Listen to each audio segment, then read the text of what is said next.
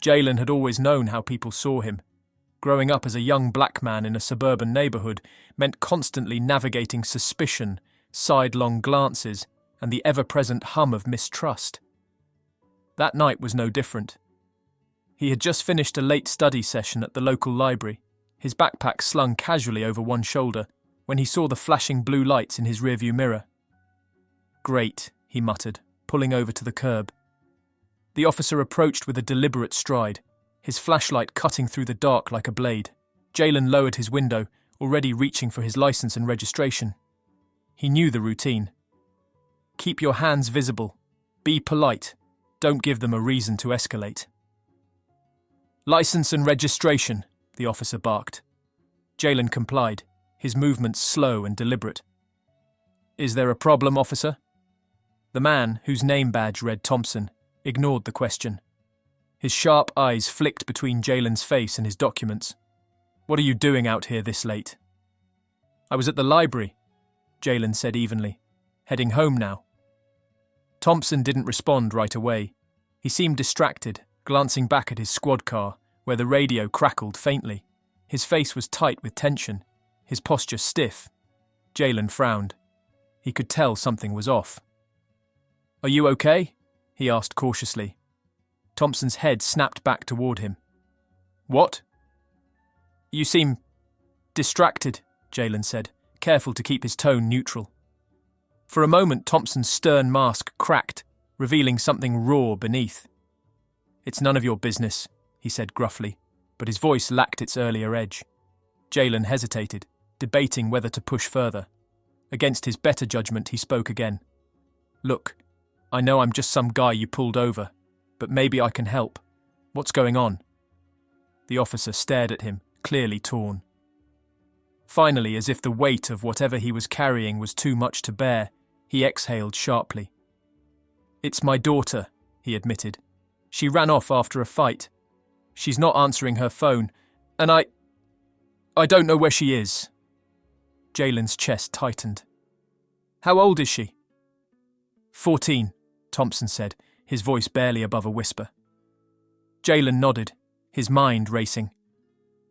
"Have you checked the places she usually goes? Friends' houses? Parks?" "I've checked everywhere I can think of," Thompson said, frustration etched into his features. "She's out there somewhere, and it's getting colder by the minute." Jalen glanced at the officer's squad car, then back at him. He could walk away, this wasn't his problem. But something in Thompson's voice, the sheer desperation, made it impossible to turn his back. "I'll help you look," Jalen said firmly. Thompson blinked. "What?" "I'll help," Jalen repeated. "Two sets of eyes are better than one, right?" Thompson hesitated, clearly wrestling with the idea. But finally he nodded. "Fine. But you stick close." The search took them across the quiet suburban streets, the air growing colder as the night deepened. They started with the nearby park, its empty swing set creaking in the wind. Then they checked a strip of fast food restaurants, their neon signs casting eerie glows on the deserted sidewalks. As they walked, Jalen tried to break the silence. "You said she ran off after a fight. What happened?" Thompson sighed, his flashlight sweeping over a row of empty benches. "I told her she couldn't go to a party. She's been hanging around with this group of kids I don't trust. I wanted to keep her safe." Jalen nodded. "Sounds like you care about her a lot." "Of course I do," Thompson snapped, then softened. "She's all I've got since her mum passed away." Jalen's heart ached at the raw pain in the man's voice. "I'm sorry," he said quietly. They searched for hours, their shared goal creating an unlikely bond. At one point, they stopped at a deserted bus stop, its flickering fluorescent light casting strange shadows. Jalen noticed a girl's scarf caught on a nearby bush, its vibrant blue fabric standing out against the darkness. "Over here," he called, holding up the scarf. Thompson's eyes widened as he grabbed it. "It's hers." Jalen's pulse quickened. "She can't be far." They followed a narrow path behind the bus stop, the air growing colder and the trees denser. Finally, they spotted her, a small figure huddled beneath a cluster of bushes, her arms wrapped around her knees. "Emma!" Thompson called, his voice breaking. The girl looked up, her tear-streaked face pale and frightened. "Dad!" Thompson rushed forward, dropping to his knees and pulling her into his arms. "Oh, thank God," he whispered, his voice choked with emotion. Jalen hung back, watching the reunion with a mixture of relief and warmth. He didn't want to intrude on the moment, but he couldn't stop the small smile that tugged at his lips. After a few minutes, Thompson turned to him, his face a mixture of gratitude and something deeper. Shame. "I don't know how to thank you," he said. "You didn't have to do this." Jalen shrugged. "She's just a kid. Kids shouldn't have to be out here alone." Thompson hesitated, then added, "Look, I owe you an apology.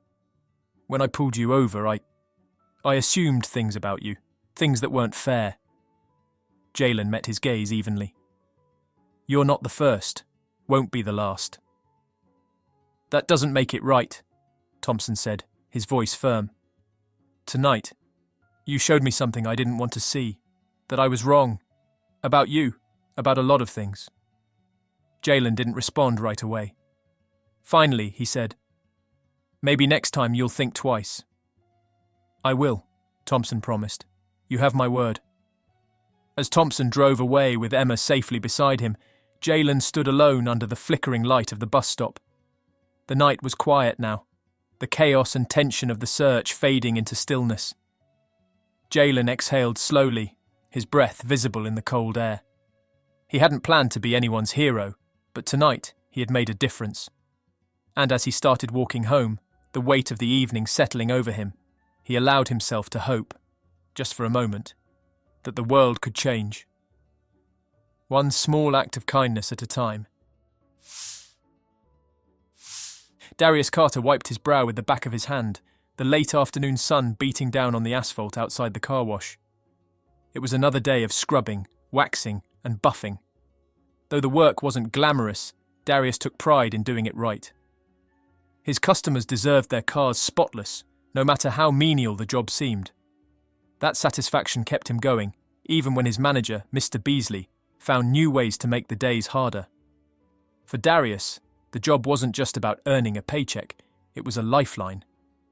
After his mum's surgery a year ago, the family's medical bills had piled up, threatening to crush them. His little sister, Kayla, only 15, was relying on him to keep things together. She had dreams of college and becoming a graphic designer, and Darius had vowed to give her that chance. "Carter!" Beasley's sharp voice cut through the air. Darius sighed, setting down the rag he had been using to polish a car hood. Beasley's broad frame loomed in the office doorway, arms crossed, and an annoyed scowl plastered across his face. "Yes, sir?" "Step into the office," Beasley said curtly. Darius frowned but complied. He wiped his hands on his uniform pants and followed Beasley into the small, cramped office filled with faded motivational posters and old invoices. Beasley sat behind his cluttered desk, tapping a pen against a clipboard. "You're done here," Beasley said, looking up with a smirk. "Pack up your things." The words hit Darius like a slap. "What? Why?" His voice cracked, betraying the panic swelling in his chest. "I've been on time every day. I work harder than anyone else." "Customer complaint," Beasley said, cutting him off. He tossed the clipboard aside. "Said you were rude. Can't risk bad reviews." "That's not true," Darius said, clenching his fists.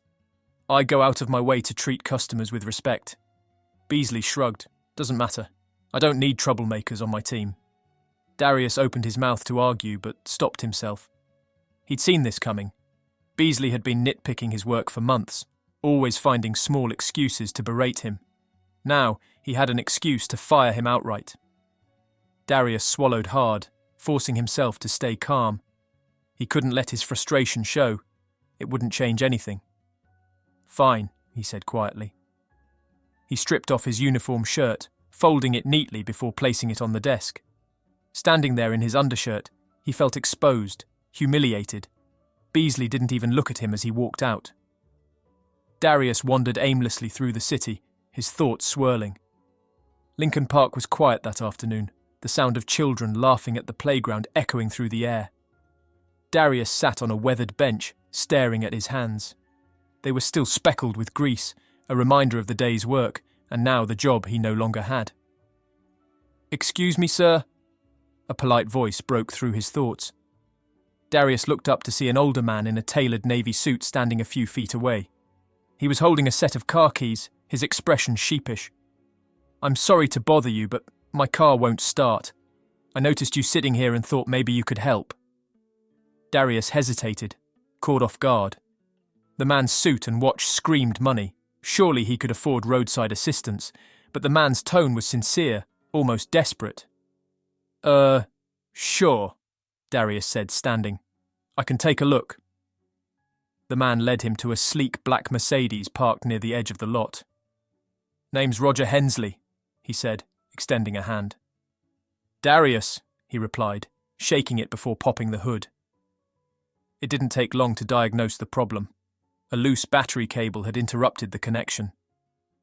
Darius tightened it with practiced ease, checking everything twice before closing the hood. When Roger turned the key, the engine roared to life. "You're a lifesaver," Roger said, visibly relieved. "I was already late for an important meeting. Let me pay you for your trouble." Darius shook his head. "No need." Glad I could help, Roger hesitated, studying Darius for a moment. "You're good at this. Do you work with cars?" "Used to," Darius said, the bitterness creeping into his voice. "I lost my job this morning." Roger frowned. "From where?" "A car wash," Darius admitted. "It wasn't much, but it paid the bills." Roger tapped his chin, thinking. "You know, I've been looking for someone to help with a new project I'm launching. Someone who knows cars and has a strong work ethic. You interested?" Darius blinked, unsure if he'd heard correctly.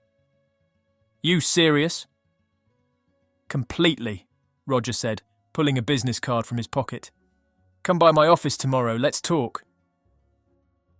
The next morning, Darius stepped into the sleek lobby of Hensley Enterprises, the business card still clutched in his hand. The modern decor, polished floors, minimalist furniture, and an air of quiet efficiency made him feel out of place. He adjusted his tie nervously, glancing at the floor-to-ceiling windows that framed the bustling city skyline. Everything about this place screamed success, and Darius couldn't shake the nagging doubt that he didn't belong. "Mr. Carter?" A young receptionist greeted him with a warm smile. "Mr. Hensley is expecting you. Please, follow me." Darius nodded, his palms damp, as he followed her through a set of glass doors into a conference room. Roger was waiting, seated at the head of a long table. His suit was impeccable, as if he had stepped straight out of a business magazine. When he saw Darius, he stood and extended a hand. "Good to see you, Darius," Roger said with a firm handshake. "Thanks for coming." "Thank you for inviting me," Darius replied, his voice steady despite the butterflies in his stomach. Roger gestured for him to sit. "Let's get straight to it. I'm launching a chain of luxury car detailing centres. High-end clients, premium service. I need someone to oversee operations, a leader who can ensure every car that leaves our shop is perfect. You'd start as an assistant manager, but if you prove yourself, there's plenty of room to grow." Darius hesitated, the enormity of the opportunity sinking in. "Why me?" he asked, voicing the doubt that had been gnawing at him since yesterday. "You don't really know me." Roger smiled. "I know enough. You helped me when you didn't have to, and you didn't ask for anything in return. That tells me you have integrity, and from the way you handled my car, I can see you know your stuff. That's all I need to know." Darius felt a flicker of hope. Maybe this wasn't too good to be true. Maybe he deserved this chance. "I'm in," he said firmly. The first few weeks were a whirlwind. Roger wasn't kidding when he said the job would be demanding. Darius dove headfirst into learning everything he could about managing a high-end operation: inventory management, customer relations, marketing strategies, and employee training. Every night, he pored over manuals and spreadsheets, determined to master every aspect of the business. The hours were long, but Darius thrived under the pressure. For the first time, he felt like his hard work was truly valued. Roger didn't treat him like an underling. He treated him like a partner. He asked for Darius's opinions, encouraged his ideas, and trusted him to take the lead on important decisions. One of Darius's first major challenges came in the form of a disgruntled client. The man, a real estate developer with a temper as flashy as his sports car, stormed into the shop one afternoon, demanding to know why his vehicle wasn't ready. "I'm paying top dollar for this service," the man fumed, "and I expect it to be done on time." Darius stepped in, his tone calm but firm. "I understand your frustration, sir. Let me personally ensure your car is finished within the next 30 minutes, and we'll waive the detailing fee as an apology for the delay." The man blinked, caught off guard by Darius's professionalism. "Well, all right," he muttered, the fire in his voice extinguished. When the client left with his car gleaming, he shook Darius's hand. "You run a tight ship here," he said grudgingly. "I'll be back." Roger watched the interaction from the corner of the room, nodding approvingly. "You've got a gift, Darius," he said later. "Not everyone can turn a bad situation into a win like that." As the weeks turned into months, word began to spread about the new luxury detailing centre.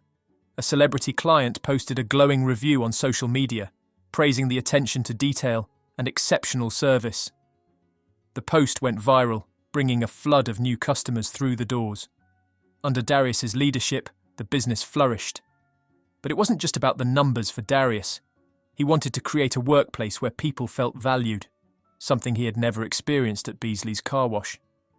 He implemented training programs for the staff, teaching them not just the technical skills they needed, but also how to treat clients with respect and care.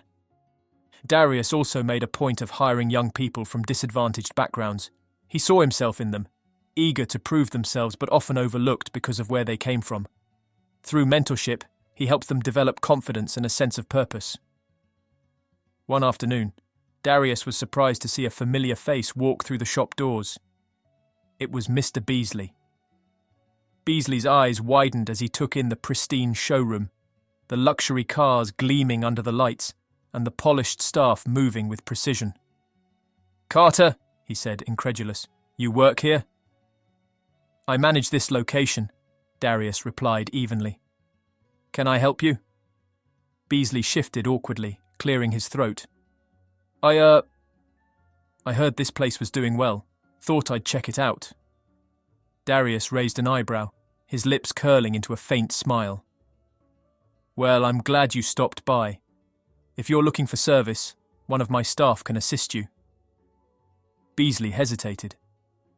"Listen, about what happened at the car wash. I might have been a little hasty. If you ever want to come back—" "I appreciate the offer," Darius said, cutting him off gently. "But I'm good where I am." Beasley nodded awkwardly, before retreating to the parking lot. Darius watched him leave, feeling a deep sense of closure. He didn't need validation from his old boss. He had moved on to something greater. Months turned into years, and Darius's dedication paid off. Roger promoted him to general manager, entrusting him with the oversight of multiple locations. Darius's vision for the business continued to expand. He launched a scholarship program for his employees, helping those who wanted to pursue higher education.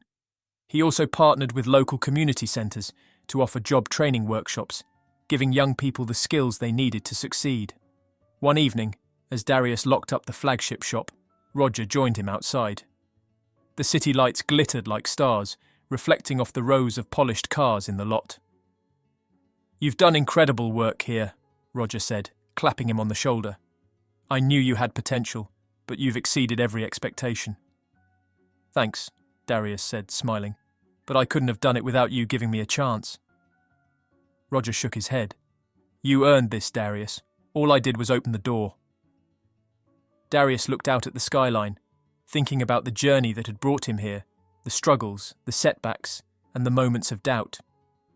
He had started at the bottom, facing challenges that could have broken him. But he had risen above them, proving not just to others but to himself that his worth was undeniable. For the first time in his life, Darius felt like he was exactly where he was meant to be.